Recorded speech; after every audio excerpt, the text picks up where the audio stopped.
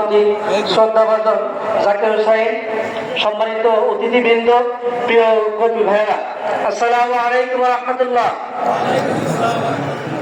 ভোলাবাসী এছাড়া অন্য কোনো আমাদের উদ্দেশ্য নয়, আমাদের দায়িত্বশীল বৃন্দ, আমাদের নেতৃবৃন্দ বক্তব্য দিবেন। প্রিয় উপস্থিতি, আমি একটা কথাই বলবো যে বাংলাদেশের রাজনীতিতে সততা এবং ইনসাফের অভাব। আর বাংলাদেশ জামায়াত ইসলামী সততা এবং ইনসাফের উদাহরণ দিয়েছে।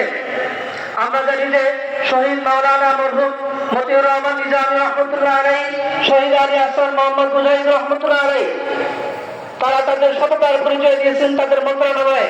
আমাদের এই ইসলামের বাংলাদেশ জামায়াত ইসলামের দায়িত্বশীলদেরকে যদি আমরা উপস্থাপন করতে পারি, বিশেষ করে আমাদের গ্রাম, আমাদের ইউনিয়ন, আমাদের উপজেলা, প্রতিটা সেক্টরে যদি আমরা আমাদের দায়িত্বশীলদেরকে উপস্থাপন করতে পারি, তাহলে বাংলাদেশকে প্রত্যাশা করছি সবাই ইসলামের আহ্বান প্রতিটা জায়গায় জায়গায় পৌঁছে নেবেন, ইসলামকে বিজয় করার জন্য সবাই অগ্রগামী হবেন।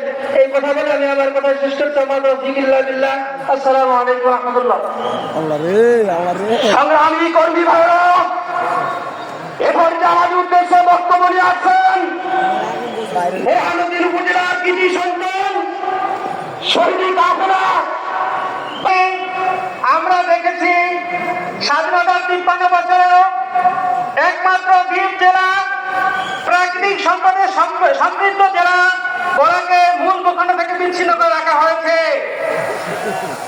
আমরা দেখেছি ভোলা জেলার অনেক বড় বড় নেতা, জাতীয় নেতা পরিচয় দিয়েছেন, কিন্তু ভোলা জেলার মানুষের ভাগ্য উন্নয়নে, জীবনযাত্রার মান উন্নয়নে কোনো কাজ করেননি।